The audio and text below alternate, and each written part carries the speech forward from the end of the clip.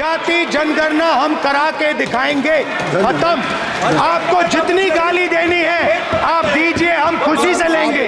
मैं लड़ाई लड़ रहा हूं, जितनी आपको गाली देनी है मैं आपसे कभी माफी नहीं मांगूंगा, मुझे आपकी माफी नहीं चाहिए। आप जाति कैसे पूछ सकते हैं? आप बताएं, जाति कैसे पूछ सकते हैं? आप पूछ के दिखाओ जाति को। जो भी माइक आ जाएगा। स्पीकर सर, जो भी इस देश में दलितों की, आदिवासियों की, पिछड़ों की बात उठाता है, जो भी उनके लिए लड़ता है, उसको गाली खाना ही पड़ता है। और मैं ये सब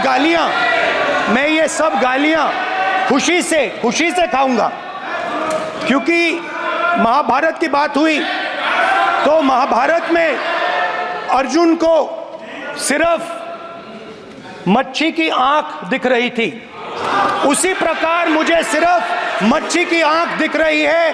जाति जनगणना हम करा के दिखाएंगे। खत्म।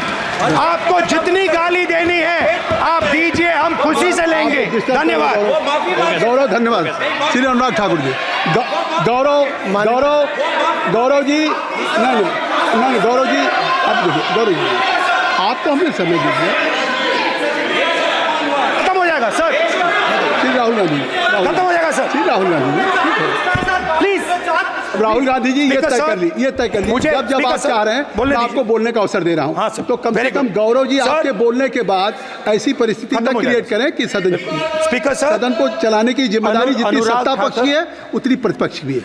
अनुराग ठाकुर जी ने मुझ पर गाली दी है। नहीं, कोई नहीं। मुझे सब बोलने दीजिए सर। मुझे उनको बोले सर, अनुराग ठाकुर जी ने मुझे इंसल्ट किया है, मगर मैं अनुराग ठाकुर जी से कोई माफ़ी नहीं चाहता हूं। मुझे कोई माफ़ी की ज़रूरत नहीं है।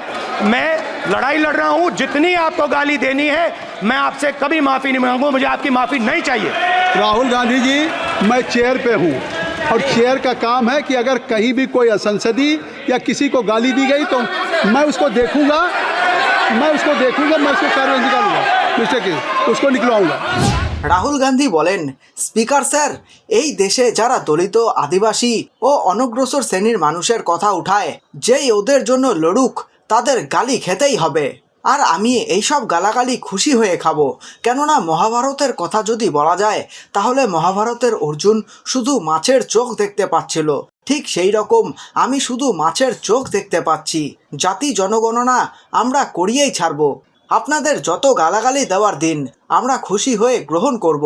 রাহুল গান্ধী আবার উঠে বলেন, স্যার, অনুরাগ ঠাকুর আমাকে অপমান করেছে, কিন্তু আমার কোনো ক্ষমার প্রয়োজন নেই।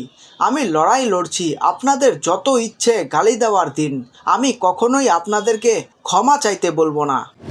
सभापति महोदय, मेरा आपसे केवल इतना निवेदन है, माननीय मंत्री रहे हैं, बड़े दल के नेता हैं, मंत्री रहे हैं, बड़ी बात कर रहे थे, मैं महाभारत, शकुनी, ये सब बातें कह रहे थे, दुर्योधन तक यहाँ ले आई है।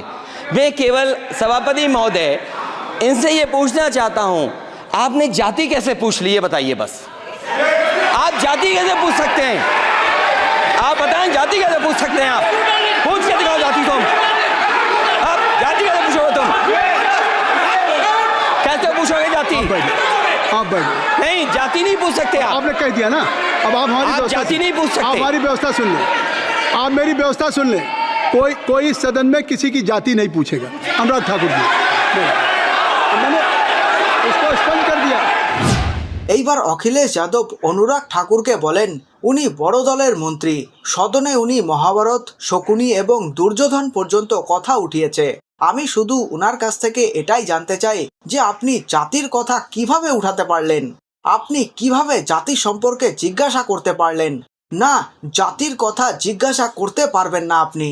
सभापति जी, माननीय सभापति जी, उस समय के प्रधानमंत्री स्वर्गीय RG वान जी ने यही कहा था कि ओबीसी के आरक्षण का विरोध करता हूं। ये तो सदन में है। RG वान ने कहा था कि मैं ओबीसी को आरक्षण का विरोध करता हूं। अब ये तय करें कि वो सही थे या ये सही हैं, और आपकी पार्टी गलत थी कि आप गलत हैं, और वो पिछड़ा विरोधी थे कि आप पिछड़े के पक्ष में हो। और उस समय की पूर्व प्रधानमंत्री आईजी ने कहा था कि जात पर ना पात पर। अभी मैंने तो कहा नहीं सर, उस समय कहा गया था। और इसी तरह से ही मंडल, कृपया अपना भाषण संक्षिप्त सर, करें। मंडल आयोग की रिपोर्ट हो, काका कालेलकर की रिपोर्ट हो, इस पर कौन वर्षों तक बैठा रहा सर? जवाब देना होगा इनको, कौन देगा जवाब? अगर उस समय उसको लागू कर दिया होता तो आज ओबीसी के अधिकारी भी ज्यादा होते, बाकी भी होते। और यही नहीं सही, इन्होंने दलित के साथ, आदिवासी के साथ, ओबीसी के साथ विरोध किया। ओबीसी कमीशन को तो संवैधानिक दर्जा भी नहीं दिया। अगर संवैधानिक दर्जा दिया तो मोदी सरकार ने आकर दिया है, माननीय अध्यक्ष जी।